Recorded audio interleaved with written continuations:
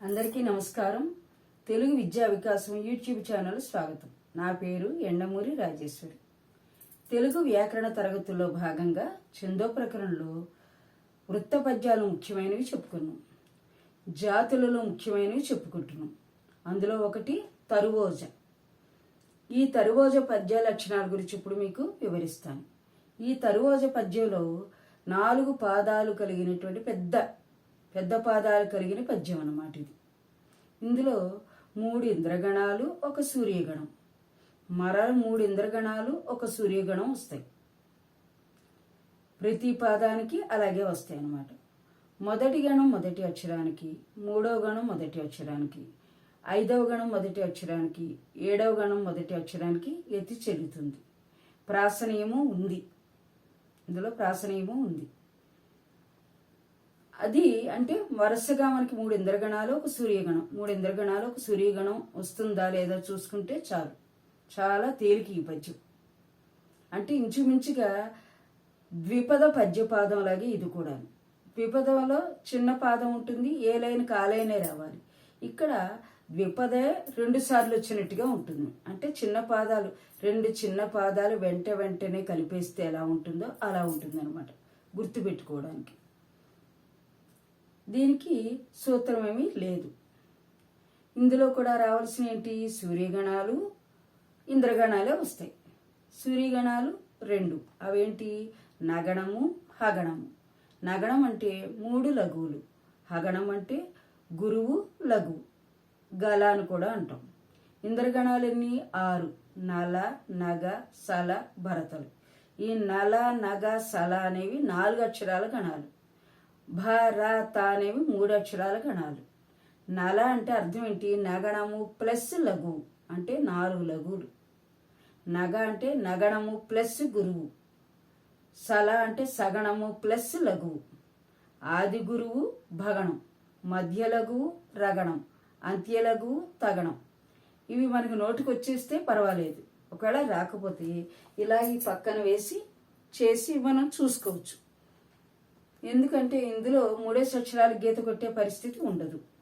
ఈ ఇంద్రగణాలు వీటిలో 2 అక్షరాల గణాలు ఉన్నాయి, 4 అక్షరాల గణాలు ఉన్నాయి, 3 అక్షరాల గణాలు ఉన్నాయి. మనకి ఇంద్రగణాలు వరుసగా 3 వచ్చాయా లేదా, సూర్యగణం 1 వచ్చిందా లేదా అనేది చూసుకోవాలి. ప్రతి పెద్ద పాదాన్ని 2 భాగాలుగా చేసినప్పుడు అదే మాదిరిగా రావాలి. అంతేగాని పాదం అంతా ఒకటే కాబట్టి 6 ఇంద్రగణాలు ఒక చోట వచ్చి 2 సూర్యగణాలు ఒక చోట రావచ్చు అంటే రాకూడదు. 3 ఇంద్రగణాలు, 1 సూర్యగణం, 3 ఇంద్రగణాలు, 1 సూర్యగణం అలాగే రావాలి. అలా వస్తేనే మనకి యతిమైత్రేది సరిపోతుంది అనమాట.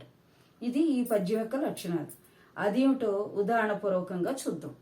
ఈ ఉదాహరణలో కూడా నేను వేరు పద్యాల నుంచి 2 పద్యాలు తీసుకోవడం, 2 పద్యాలలోని పెద్ద పాదాలని తీసుకున్నాను ఇక్కడ నేను.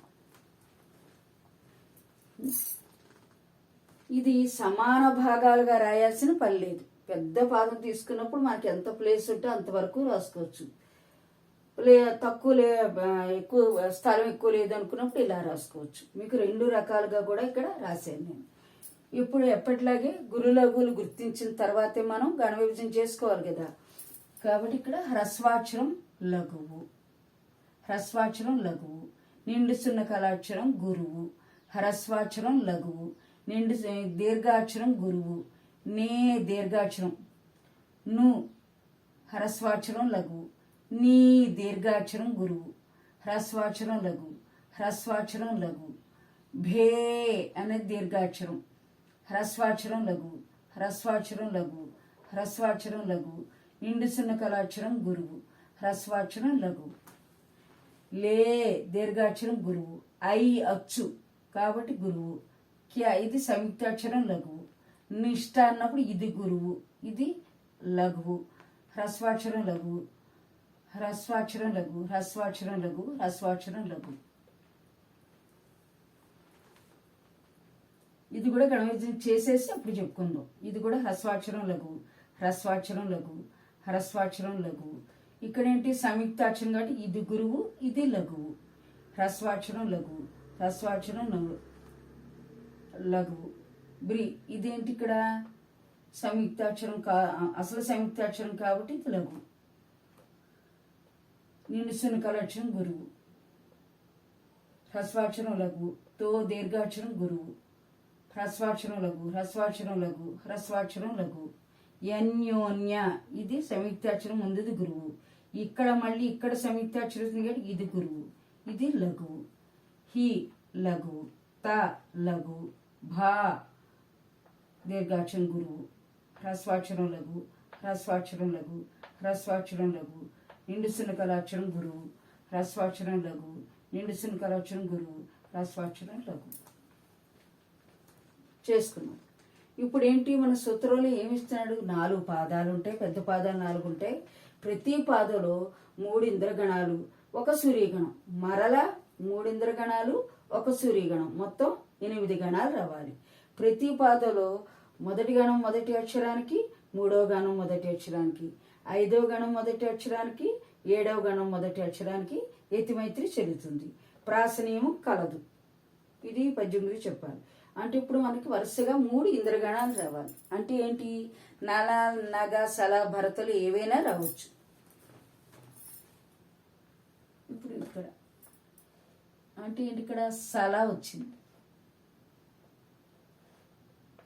తగణం వచ్చింది, ఇక్కడ భగణం వచ్చింది,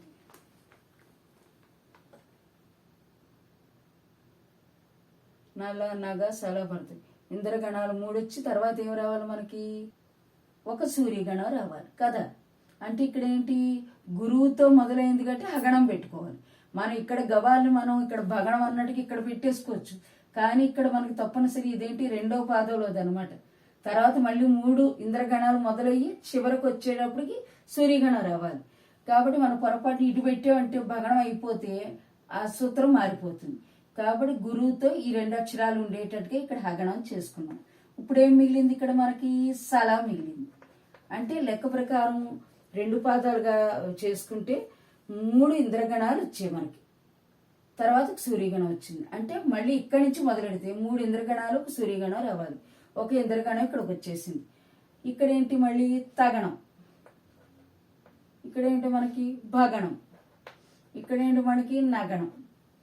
అంటే ఇప్పుడు 1, 2, 3 ఇంద్రగణాలు. ఇది ఒకటి ఏంటి? సూర్యగణం. మళ్ళీ 1, 2, 3 ఇంద్రగణాలు. ఈ ఒకటి ఏంటి? సూర్యగణం. ఇప్పుడు మొదటి గణం మొదటి అక్షరానికి, 3వ గణం మొదటి నీకి, నీకి.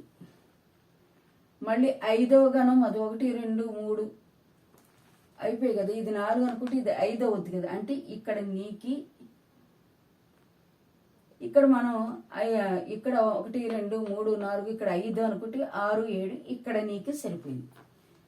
కావాలని మనం ఇక్కడ కూడా అలా వేసుకోవచ్చు. ఇది మీకు తెలియడం కోసం, ఇంద్రగణాలు తెలియడం కోసం ఇలా వేసాము. ఇక్కడ 1, 2, 3 మొత్తం మీ గణాలు చూసుకుంటే 4, 5 వేసుకున్నాం. ఇక్కడ ఏమవుద్ది? 6, 7, 8 వేసుకోవచ్చు. ఇప్పుడు అర్థమవుతుంది మీకు. మళ్ళీ 3 ఇంద్రగణాలు అనుకున్నాం కదా, 1 సూర్యగణం రావాలి. ఇక్కడ ఏంటి? నగ వచ్చింది. అంటే 1 ఇంద్రగణం వచ్చింది. 1 నల వచ్చింది. అంటే 2 ఇంద్రగణాలు వచ్చాయి. రగణం వచ్చింది. అంటే 3 ఇంద్రగణాలు వచ్చాయి. నగణం వచ్చింది. అంటే 1 సూర్యగణం వచ్చింది. మీకు కావాలంటే ఇలాగ పెట్టేసుకున్నాం అనుకో, ఇలా పెట్టుకుంటే తెలిసిపోతుంది ఎక్కడెక్కడ సూర్యగణం వచ్చిందో అలా రాసుకోవచ్చు. ఇక్కడ మళ్ళీ ఏమి రావాలి మనకి? ఇవి 2 సమాన పాదాలు ఉన్నాయి కాబట్టి మళ్ళీ ఇక్కడ 3 ఇంద్రగణాలు రావాలి. అంటే ఏంటి? ఇక్కడ తగణం. అంటే 1 ఇంద్రగణం వచ్చింది. ఇక్కడ ఏమిటి? సల. అంటే 2 ఇంద్రగణాలు వచ్చాయి. ఇక్కడ ఏంటి? మళ్ళీ సల. అంటే 2, 3 ఇంద్రగణాలు వచ్చాయి. ఇక్కడ ఏంటి? హగణం. అంటే 1 సూర్యగణం వచ్చింది. చూసారా? తరోజు పద్యం దేనికి చెందింది? జాతులకు చెందింది. వృత్త పద్యాలు ఎలా అయితే ఉంటుందో అలాగే ఇది జాతి పద్యం. వృత్త పద్యంలో కంటే కూడా మనకి ఎక్కువగా ఉండేటట్టుగా 4 పెద్ద పాదాలు కలిగినటువంటి పద్యం అన్నమాట. ఇది మనకి ఎక్కువగా అలవాటై ఉండదు. కొంచెం పెద్ద క్లాసుల్లో అయితేనే మనకి బాగా తెలిసి ఉంటుంది. కావ్యాల్లో అయితే ఉంటాయన్నమాట ఈ తరువాజు పద్యాలు. కాబట్టి ఇక్కడ ప్రతి పెద్ద పాదానికి మనం ఎన్ని గణాలు అనుకున్నాం? 8 గణాలు అనుకున్నాం. ఏముండాలి అవి?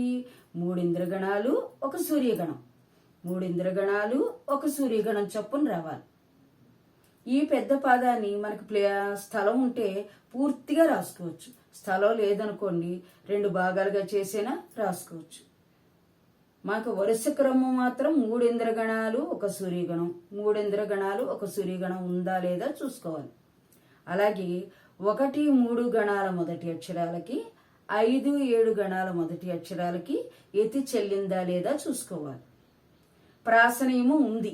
ఈ పద్యంలో ప్రాసనియమం ఉంది. ఇక్కడ నేను ఇచ్చిన పాదాలు వేరువేరు పద్యాల్లో ఇచ్చాను. నిరతంబుగా నేను నీవను భేద నియమంబు లేదైక్య నిశ్చయమనకు. అంటే నిరతంబుగా ఎల్లప్పుడూ కూడా నేను నీవనే భేదం లేకుండా ఐక్య నిశ్చయమనకు, ఐకమత్యంగా నేను వేరు నువ్వు వేరు అనేది లేకుండా ఉన్నాం సుమా అని చెప్పేటువంటి పద్యములది. హరి అర్జునుడు ప్రియంతో తగిలి అన్యోన్య హితభాష లగుచుండునంత. నరనారాయణులు అనుకుంటాం కదా, అలాగే ఇక్కడ శ్రీకృష్ణుడు అర్జునుడు కూడా చాలా ప్రియంతో ప్రేమతో అన్యోన్యంగా మంచి మాటలు మాట్లాడుకుంటున్నారు. ఆ సందర్భం అన్నమాట ఇది. వేరువేరు పద్యాల్లో మీకు ఇవ్వడం జరిగింది. ఇప్పుడు ఈ తరువాత పద్యం గురించి మీకు బాగా అర్థమైంది అనుకుంటాను. నా వీడియో కనుక మీకు నచ్చినట్లయితే లైక్ చేయండి, షేర్ చేయండి, సబ్స్క్రైబ్